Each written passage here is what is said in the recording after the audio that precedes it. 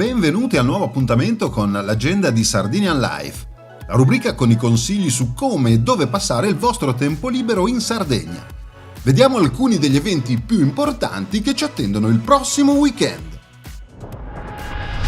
Iniziamo con i nostri eventi consigliati da Olbia dal 23 al 25 novembre Choco Moments. È la festa del cioccolato artigianale, un fine settimana all'insegna della dolcezza dedicato a tutti gli amanti del cibo degli dei.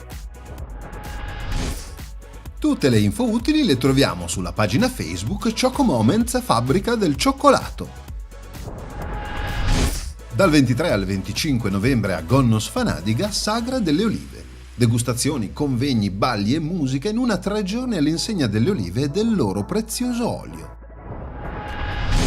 Dalla pagina Sagra delle Olive Gonnos Fanadiga con un semplice clic possiamo scaricare il programma completo.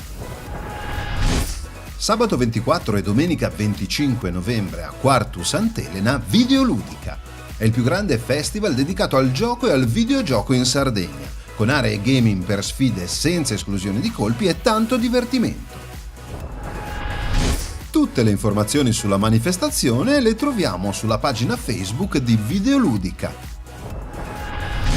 A Sant'Adi, domenica 25 novembre, pane e olio in frantoio.